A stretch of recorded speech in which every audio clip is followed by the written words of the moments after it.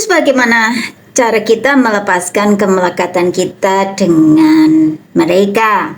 Caranya adalah ketika kita berkomunikasi dengan mereka, kita sadari rasa apa yang ada di dalam diri kita yang masih membuat kita itu nggak nyaman. Mungkin yang sangkalan mereka, atau mungkin ketusan mereka, atau mungkin tanggapan apapun yang kemudian kita merasa bahwa kenapa sikap mereka seperti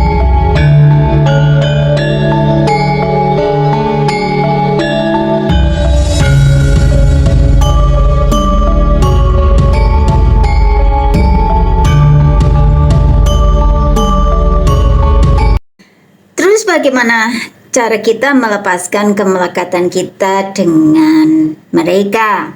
Caranya adalah ketika kita berkomunikasi dengan mereka, kita sadari rasa apa yang ada di dalam diri kita yang masih membuat kita itu nggak nyaman. Mungkin yang sangkalan mereka, atau mungkin ketusan mereka, atau mungkin tanggapan apapun yang kemudian kita merasa bahwa kenapa sikap mereka seperti itu? Kita merasa nggak dihargai, kita merasa nggak didengar sebagai orang tua, kita merasa nggak dianggap sebagai orang tua, dan itu kemudian kita akan kembali ke diri kita sendiri bahwa sebenarnya karena kemelekatan itu, karena attachment kita dengan anak, karena rasa saking cintanya kita dengan mereka, entah anak, pasangan, orang tua, atau siapapun ya di sini, saking cintanya kita dengan mereka hingga kemudian kita melekat di mereka dan kita lupa dengan diri kita sendiri, hingga kemudian kita ngerasa jauh dari diri kita ngerasa ada beban di pundak yang sangat berat yang sebenarnya itu nggak perlu gitu loh. Kenapa? Karena sebenarnya ketika kita memutuskan kontrak obligasi, ikatan antara di dalam keluarga itu sendiri, dan kemudian kita berdiri sebagai spirit yang utuh, yang tunggal, berdiri sendiri, maka kita tidak lagi terikat pada emosional baggage. Di sini kita mulai menerapkan intelijensi daripada emosional tersebut. Jadi apapun kelakuan mereka seperti apa, kebiasaan mereka seperti apa, mau mereka tingkah lakunya seperti apa, mau bagaimana mereka bertingkah, itu kita senyumin aja.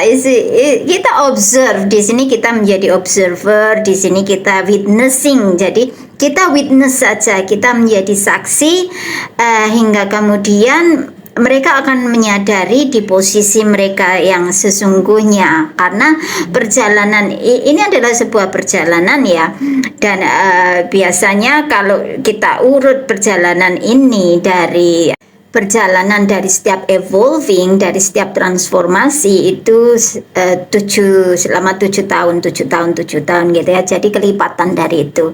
Nah biasanya itu sampai mentok di usia 40 tahun lebih gitu ya. Jadi dari usia seperti itu orang mulai menyadari nih, oh kenapa kok saya menghabiskan waktu untuk menggenggam emosi, membawa sampah emosi sampai segini lamanya gitu ya. Nah dari situlah kesadaran mulai timbul. Nah untuk orang-orang yang umurnya masih di bawah 40, yang masih belum menyadari keadaan emosional baggage-nya, yang masih belum menyadari kenapa kok mereka masih berputar-putar di tempat yang sama dengan rasa yang sama, maka dibutuhkan waktu atau experience untuk mereka sampai ke sana. Dan orang-orang ini memang nggak butuh motivasi orang lain, nggak butuh nasihat orang lain, nggak butuh kita, dan kita pun juga nggak bisa memaksakan apa yang kita percayai, apa yang kita alami, nggak bisa, karena keadaan state of mind mereka itu berbeda. Jadi apa yang kita lakukan? Yang kita lakukan hanyalah memberikan energi cinta bagi mereka, dukungan cinta. Kalau memang mereka masih ingin bermain di lumpur dan nggak mau keluar dari lumpur tersebut, ya sudah, kita dukung saja dengan energi cinta, karena hidup adalah pilihan. Bagaimana kita memilih? Kita mau memilih jalan seperti apa? Kita sendiri yang memilih. Jadi kita nggak berat di situ. Kita nggak punya beban emosi apapun. Mau orang mengatakan apa, mau mereka mengatakan apa, mau membalikkan fakta atau whatever mau mereka lakukan seperti apa, yang jelas intinya adalah kita nggak lagi membawa emosi-emosi dari apa yang mereka lakukan, apa yang mereka katakan, apa yang mereka kerjakan, habit apa yang mereka lakukan. Ketika kita melihatnya, kita nggak lagi terpengaruh atau terpancing, emosi kita nggak lagi terpengaruh dan terpancing. Dari situ satu jalan yang sangat indah sebenarnya, karena kemudian konflik itu akan mengurai sendiri.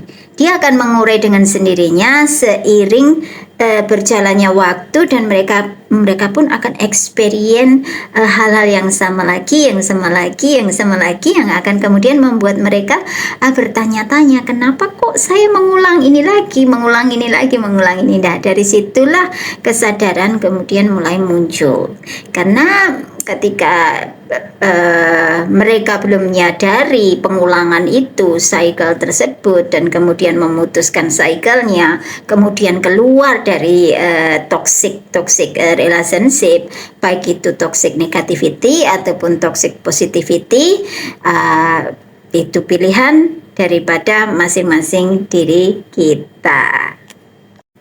Dan disinilah kita keluar dari dualitas, kita keluar dari polarity, kita keluar dari benar dan salah, negatif dan positif. Kita memandang dari sisi yang berbeda, dari atas. Jadi ketika kita melihat sesuatu yang buruk, kita sudah nggak lagi judgment, kita sudah nggak lagi oh itu buruk. Ketika kita melihat yang baik, kita juga sudah nggak lagi menilai oh itu baik gitu ya.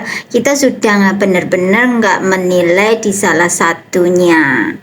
Jadi kemudian ketika kita berada di posisi netral, tidak judgment, tidak kritik, kita tidak menilai, kita tahu kita ada di dalam power kita ada di dalam state of mind kita, di mana ya that's okay. Kalau memang Anda mau memilih keadaan seperti ini, ya memang itu pilihan, berarti kita juga bertanggung jawab dengan pilihan kita. Kalau mau keluar dengan kemudian memutuskan hal yang baru, maka kemudian kita pun akan bertanggung jawab dengan hal yang baru tersebut. Karena otak kita itu tidak akan menerima begitu saja hal baru, karena hal baru itu nggak familiar.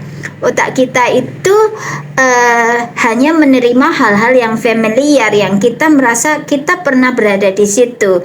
Namun kemudian ketika kita memutuskan hal baru yang otak kita nggak mengenalinya, tubuh kita nggak mengenalinya, maka kita merasa asing, kita bingung, kita nggak tahu harus berbuat apa. Nah, memang disinilah letak tantangannya, ketika kita mulai keluar dari diri palsu kita dan kita masuk ke dalam diri sejati kita, maka tantangan berikutnya adalah uncomfortable. Karena tubuh kita belum ke training untuk menjadi versi kita yang baru. Tubuh kita itu trainingnya di versi kita yang lama, karena dari versi yang lama tersebut kita sudah merasakan tiap-tiap hari, namun versi kita yang baru tubuh kita belum menerimanya. Untuk itu kemudian kita akan melatih tubuh kita untuk menerima versi terbaik kita. Versi baru kita ini seperti apa? Versi baru kita ini autentik. Diri Anda yang keluar di situ bukan karena pengaruh orang lain, bukan karena arahan daripada orang lain atau software yang ditanamkan dari keluarga kita. Tidak. Versi terbaik kita, versi autentik kita adalah versi di mana kita muncul sebagai diri kita sendiri, di mana kita muncul sebagai the true of you, di mana kita muncul sebagai autentik diri kita sendiri. Nah, disitulah kita akan merasakan satu state of mind kebahagiaan yang tidak karena orang lain, bukan karena keadaan lingkungan kita, bukan karena orang-orang di sekitar kita. Kita sudah tidak lagi begitu fokus kepada suara-suara di luar, lingkungan-lingkungan kita yang baik itu menilai kita baik ataupun menilai kita buruk. Kita tidak fokus di sana. Fokus kita adalah create, fokus kita adalah membangun apa yang ingin kita bangun di masa depan kita, membangun karakter seperti apa yang akan kita inginkan di masa depan kita, dan menyesuaikan dengan kehidupan apa yang kita inginkan di sana. Jadi perubahan terjadi bukan karena orang lain yang menginginkan kita berubah, namun perubahan terjadi karena kita memang berada di transformasi di dalam perubahan tersebut.